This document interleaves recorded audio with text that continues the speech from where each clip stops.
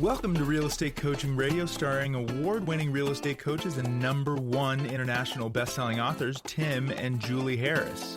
This is the #1 daily radio show for realtors looking for a no BS, authentic, real-time coaching experience. What's really working in today's market, how to generate more leads, make more money, and have more time for what you love in your life. And now your hosts, Tim and Julie Harris. I'll never forget the first time I had a coaching call with a new coaching client. And this was back, 15, maybe 20 years ago. Yikes. Yeah. And it was a lady. And when I was learning my craft, I had not done my work yet. I was not somebody who was the best coach that I could be. I was on my way to learning how to be, right? I was putting in my time, learning while doing all the rest of it. I remember this agent, this gal, hired us to be her coach, and we were helping her, and you and I take that incredibly seriously. We always have. And she was burned out, basically, is how she expressed herself, and saying that she just didn't think real estate was her passion. And I remember at the time, that was, or still is, but not as much as it was then, that was the sort of the perpetual story that self-improvement gurus and all these, follow your passion. Exactly. Yeah. Follow your passion and the money will follow. Come. Exactly. Yeah. Right. Sort of this crazy notion that somehow everything you want is on the other side of you being happy. And, you're going to, the more happy and more passion filled your life is, the more the stars aligned and all this mystical woo-woo stuff that I know some of you, guys, Julie and I find that attractive. But the unfortunate truth is that if you want ever increasing levels of success in your business and personal life, you have to do what you don't want to do when you don't want to do it at the highest level. It's just most of us have become so spoiled in our lives, and most of us have benefited from this incredible seller's market and a lot of the other things that have happened in our economy, that we don't realize that that's true. That if you want ever increasing levels of success in your business and personal life, you have to do what you don't want to do when you don't want to do it at the highest level. So this gal was essentially saying, I don't want to sell real estate anymore. I'm not passionate about it. And this was about the same time that The Secret was out. I knew you were going to say that. Yep. And the book before the movie. Yes. And they were talking about, the universe will align, the stars will somehow, all give you have you to everything. do is think about it. And right. And follow your passion, and obviously your energy flows wherever, all this stuff. And again, trust me when I tell you, Julie and I like that stuff too. But we also know it's the antithesis of practical. It's but so easy to sell everyone on. Exactly. That's the thing. It's mystical. If Julie and I were to only talk about the law of attraction, all this other stuff, our business would be 1,000 times larger, right? I remember we had to change some of our coaching to recognize the fact that everybody was in that vortex to take inspired action, which I still believe, is an important message.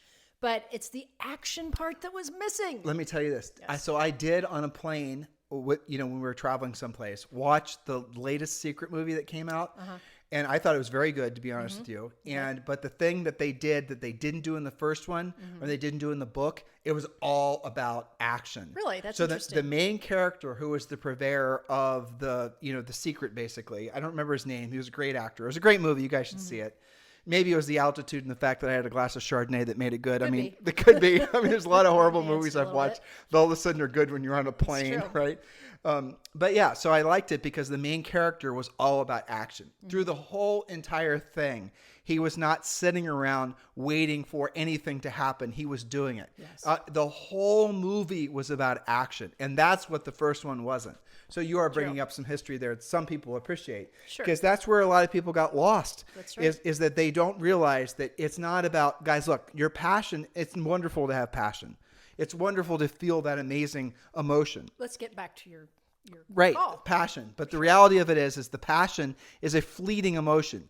It's not there all the time. It's not there when you have to do the real work. Well, it's unsustainable. It'd be exhausting to feel passion all the time. And so she wasn't feeling passion for what she was doing anymore. So as a result of that, she didn't want to do it anymore. And as a result of that, then she started to fail. Now, you could say, well, that's a law of attraction working against her because she's thinking all these negative thoughts and she's attracting to her failure. And I would actually conceptually agree with you. But the bottom line is where she really failed was believing that she had to feel passion to be successful for something. So what would you say to that, being a former professional musician who definitely started out being a musician because of your passion for music? Well, and it wasn't until later when I was always kind of like a professional amateur type. And I eventually ran into professionals who occasionally were kind of bitter about the whole thing. I remember. And I was really, honestly, I was kind of surprised about it because I had spent all this time thinking about it, pursue my passion. Why doesn't my passion pay more? And Well, they were where you thought you wanted to be. Yeah, and they're like, you know what? It kind of sucks. Yeah, we did to have to do what we used to love to do, right? And it can be a very twisted thing. Well, explain that though, because a lot of people won't understand that.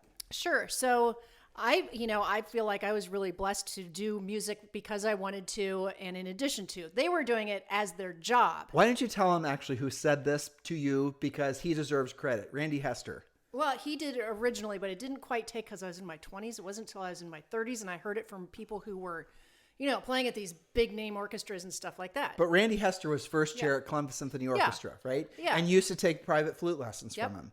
And he's the one that told you that. And it's interesting what she just said. Were you guys listening? So Julie said when she was in her 20s, and I do remember I do remember when she was in her 20s because we were married, right?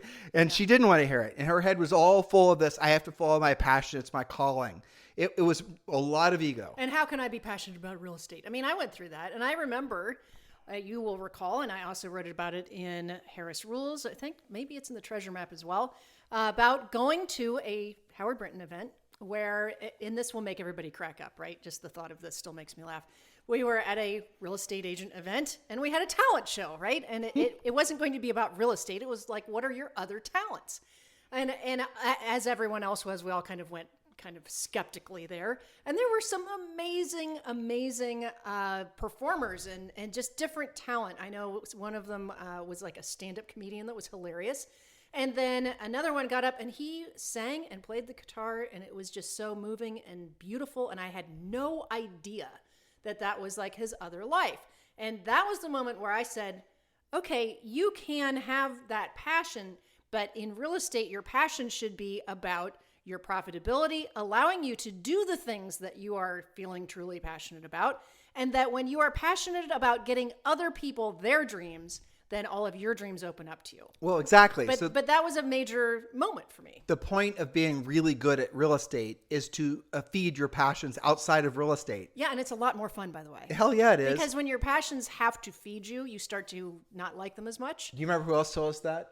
I don't remember. Jack Rosselli. Yeah, that's right. Yeah, he said it a different way. He said, don't try to make your hobby your profession. That's right. Yeah. But that's really fascinating, guys. And that's something that's the complete opposite. I know. If you go to the bookstore, Goodness. if you can find one that's open, go to Barnes & Noble and go find our book. It's in the real estate section. Sometimes they mix it up with the mindset section, which is hilarious it's next to the self-help section. Exactly. Yeah. Right. And you're going to see, look at all the self-help books that are standing there. Look how many are trying to sell you on the idea that you're not successful because you aren't following your passion. And so here's what happens. And here's what happened to that gal. She indeed did get out of real estate. And she did decide to pursue her passion. I don't even remember what it was, something artistic. And guess what happened? She got back into real estate because she couldn't make her hobby actually pay her bills. And then she began, as Julie described, to dislike her hobby because it became something she had to do. And I don't remember exactly what her artistic pursuit was. I don't think it was fine arts. It was something else. But the moral of the story is that she believed that she had to be passionate in order to be successful. She didn't realize that you can be the best of the best and not have passion for what you're doing. And I want you guys to really internalize what I just said because it's the truth. You can be the best real estate agent ever in your marketplace, let alone planet Earth, and not have passion for what you do. And matter of fact, I'll go as far as to suggest that you have a higher probability of becoming the best version of yourself as a real estate professional if you stop seeking passion in what you're doing. Because the passion is a fleeting, emotional spark of energy that if you're only working at the highest level, when you feel that spark of energy, you are never going to be working at the highest level. Always be wondering why you're not feeling it. And I'll tell you why. Because real estate is the very definition of a thankless job most of the time. Most of the time. By definition, how often do people say thank you? That's thankless, right? And deals have gotten harder and more competitive and, sometimes have a lot of conflict in them. But that's okay. We are letting you know today that it is okay if you don't feel passion about what you're doing. Certainly not all of the time. But your job is to feel passionate about the job you're doing and the results that you're getting that allow you to do other things in your life that maybe you do have more passion about. And because of your skill and your caring skill set in order to get somebody from point A to point B with their real estate goals, that you are getting rewarded with this thing called your commission. Yeah. And that's the thing, guys. Think about this. This is the process. You learn to be a really, really good listing agent. You master how to be a proactive lead generator. You master how to pre-qualify. You master how to present, and you master how to negotiate. Everything else you can be so-so at. That is the bottom line. That's the drilled down bottom line truth of once you master those skill sets in real estate, you'll be phenomenal. If you choose to form a team, if you choose to add assistants, buyers agents, if you choose to do the social media and all the rest of it, that is optional. You don't have to do it once you've learned how to do those 3 or 4 things really well. And once you start generating consistent profit, you take the profit, you reinvest that profit into things that will make you passive income. Now, if you're an EXP agent, the opportunities at passive income are exponential, so many more than what a normal agent's going to be exposed to. And if you guys want to talk to Julie and I about joining us at EXP Realty and being part of our group at EXP, do feel free to text me directly at 512-758-0206, 512-758-0206. But the point of your real estate business is to be of service to other people and to create profit from having been of service to enough other people. And then with that profit, the point is to then buy real estate. That is your formula. You sell real estate at a high level to buy real estate at a high level so that one day you can be rich and free. That's right. Which brings us, that is point number 11. Profit is your product. If you are running a nonprofit, that is not the same. Some of you are running nonprofits, you don't even know it, because you don't do P&L statements. You don't really know what your real net is. This is also one of the aims of the Real Estate Treasure Map, is to get you to really recognize your own financial picture. That way you can have realistic goals. And you mentioned the Treasure Map twice. And guys, you can get a free copy of the updated Real Estate Treasure Map by texting the word Harris, Harris, to 47372. Text the word Harris to 47372. That is your fill in the blank done for you, basically, except for the blank filling that you're going to have to do. Mm-hmm. Was that a bad word, blank filling? I don't think so. And text Harris to 47372. And when you do, we'll text you back a link to download your Real Estate Treasure Map. That is your business plan. You can reuse it every year. 75% of it is explaining you how to do it, and the rest of it is you filling the blank and actually getting the work done. If you have not yet done so, do that urgently. Text the word Harris to 47372. So point number 12 is another thing that agents tend to fall into, especially after they get a bit of success and maybe they have some expendable income. I'll go as far as to say, Julie, that it's not when they have a bit of success. A lot of them fall prey to this immediately the second they get their license, right? That's true. Because they think they have to do this Mickey Mouse. Yes. They think it's necessary. Well, so what is the point? It's don't seek personal fame. Make the results that you get for your clients your work product. Make your work famous. If you had to choose to be famous or rich, which would you choose? Which would the 50-year-old or 60-year-old version of you would have chosen? Rich or famous, or, which is it? I did a Clubhouse earlier this year, and it was amazing. There was a guy on there, I don't know his age, but I'm going to guess he was at least 60 or 70 or maybe older. Yeah. And we were having this very conversation, and he was incredibly helpful. It was emotional for me because I could, frankly, I wish I'd somehow crossed paths with him 40 years ago, and I could have saved him from the anguish that he was describing. So I asked the question. The question was, if you have to choose between being rich or famous, which would you choose? And the people that were in their 20s, they would choose fame. 30s, sometimes fame, but starting to realize the pursuit of fame is, ridiculous. 40s, 50s, and older, then they all wish they would have chose to be rich. Because you cannot choose both. Because you're going to be suckered into spending money and buying fame. And with that money you spent to buy fame, you could have been making yourself rich by buying, for example, investment properties. You guys get it? So you cannot choose both. Choose one, to be rich and free, or to be famous and broke. Now, some of you will be able to do both. I get it. But this is a psychological mindset question for all of you, and it'll help you based on your answer for you to direct your energy. So if your energy is going to be directed to try to be famous, you're going to spend money in the pursuit of recognition. You're going to spend money on social networking and TikTok and Facebook ads. You're going to do all this stuff to try to create this illusion that you're successful. Why don't you stop wasting your time and stop wasting your money and actually become successful? And with the success, you then can obviously sell a lot of houses, create a lot of profit, buy a lot of real estate, and become rich and free. Isn't that a better formula for you to follow? Absolutely. And you know how that manifests is they'll say, I've been working really hard on my social media or my this or my that, and I've gotten this many views or this many likes, whatever. And of course, coaches always know the question to ask. Our coaches do. Our coaches do. So, how many appointments did you get from that? Hell, how many actual sales did you have? Or even conversations? How much money did you? Oh, Tim, I sold 10 houses last month. Okay. Well, what was your profit from those 10 houses? Well, let's see. That's profit. Where I'm investing into the future. I'm rolling all my money from the business back into building my brand. Okay. Well, how long have you been doing that? 122 years. All right, so you can't stop. Why is it you're continuing to do it? At what point do you have this sort of illustrious brand that the clouds part and business just starts dropping in your lap? It doesn't work like that. Nope. You guys are being sold a lie. Not 100% of a lie, but enough of a lie. A distraction. That a vast majority of you should not be doing it. It is a distraction. Optional. Okay. Number 13. And we have entire podcasts about this, chapters in the book. Follow a media-free life. Limit your emotional inputs. No media. Stay myopic. Stop looking for answers to questions that may never even need to be answered. Media-free means that you are limiting what goes into your eyes, what goes into your ears, what goes into your emotional psyche, especially anything that claims to be news. It's not news anymore. It's just some kind of, attempted entertainment. It's propaganda. It's propaganda. Yeah, it is. It's really propaganda. And it really can be, I don't think that any of it really is what you would call positive. No. Well, ask yourself, be introspective after you've listened to something. Like after you listen to this podcast, a lot of you listen to us every single day. How do you feel?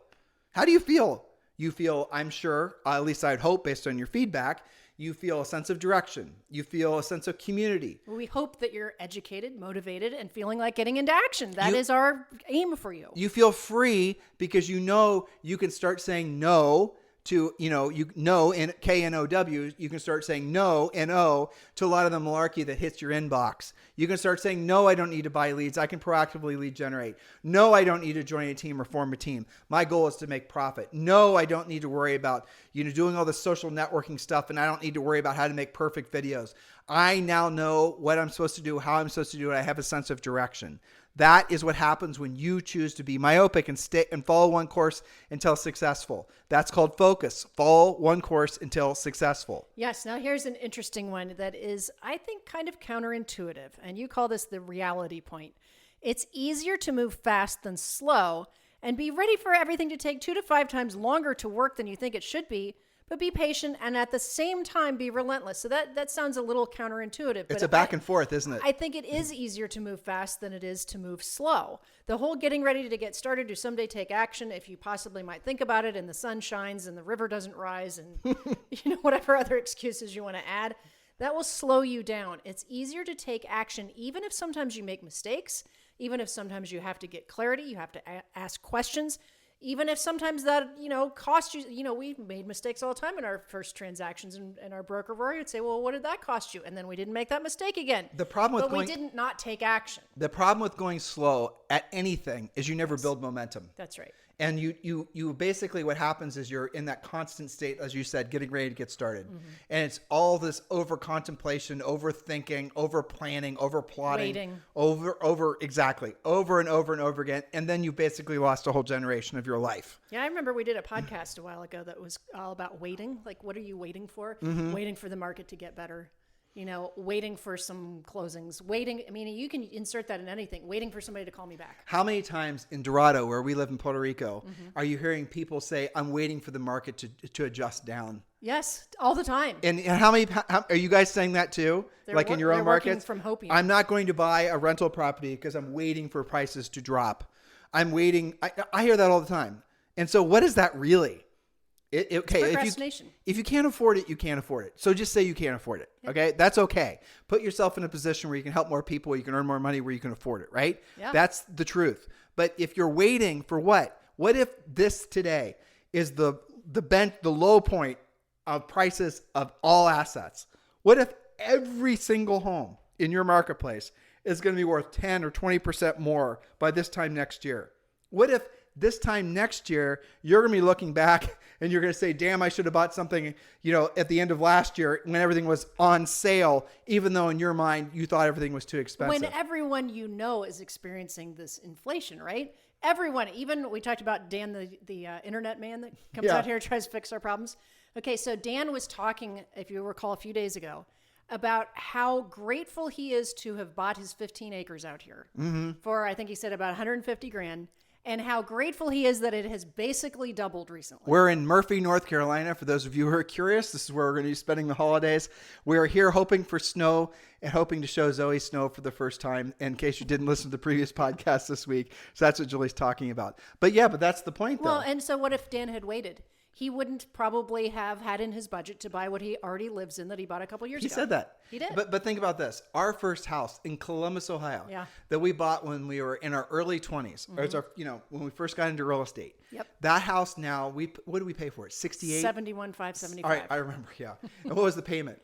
$550 a month. Okay. Because the interest rate was, here's a shocker, 7%. Yeah. And guess what? That was considered a really great deal. It was. So that house now is worth $275. Incredibly. And how many years ago was that? 25, 26 years. Yeah. Right. And so people right now, if you were to put that little bread box house for sale for $289,900, people would be jumping all over. Oh, yeah. It's one of the only houses Julie and I ever sold. No house. We sold another house after that, and two other houses after that. Yeah. Now I think about it, but we should have kept every single one of them. Absolutely. And so, guys, that's the thing. The reality of it is don't wait. I mean, we got on this tangent because we're talking about what are you waiting for? Waiting does not pay. Well, a lot of them are saying we're going to wait for the market to adjust. I'm not going to learn how to be a listing agent because I'm going to wait for the market to come to me. Oh, yes. And then they go back to our previous point. They jump on social media and they take a survey on Facebook. What do you think the market's going to do? And they have confirmation bias because some idiot posts that, it's going to crash immediately because this is just like 2010. But even worse, Jules, on social media, because they were essentially on a certain podcast or a certain Facebook page and they liked something. Now Facebook says, well, this person obviously wants information about the real estate market crashing, and they're going to start pumping you full of the same content to the point where you're actually going to believe it's going to happen. Mm-hmm. And then Julie and I, you're going to go post about it. And then Julie and I are going to cross paths with you as we are right now on this podcast. And we're going to say, if you want ever increasing levels of success in your business and personal life, you have to do what you don't want to do when you don't want to do it at the highest level. Now, Mr. Podcast listener, coach, and client, what are the 3 things that you're not wanting to do the most that would have the most beneficial impact on your business? And they're going to be all the proactive things that we teach you to do that will result in you needing skills and might result in rejection. But if you believe the market's going to crash or correct, you're going to say, you know what? I am not going to put myself in a position to make myself uncomfortable, learn anything that those goofball Harrises they're telling me, because after all, the market's going to crash and I just wait around for the REOs to start pouring on me. Yeah, good luck with that. I mean, that's how people think, right? Isn't that how some of you are thinking? But what if this right now is the low point? Not just for, houses, but for groceries and for cars and for computers and clothes and everything. We're going through a generational inflation cycle that I'm sure people are going to start using the word hyperinflation within the next 60 to 90 days. You guys watch. Real estate, just to finish up the point on inflation, and we've done a whole bunch of podcasts on inflation. But I had a great interview with Peter Schiff. I think it's got 60,000 views on YouTube now. But that interview, we focused on inflation effect on real estate over the next couple of years. But the real takeaway is during inflationary times, guys, guess what? Real estate is pretty much the best place to have your money. Yes. Right? So why aren't you buying it? What is it you do for a living? Exactly. Wait a minute. Okay, so good time to get ready for tomorrow's show where we're going to roll out your 16-step massive action plan to take on the rest of this year and, of course, 2022.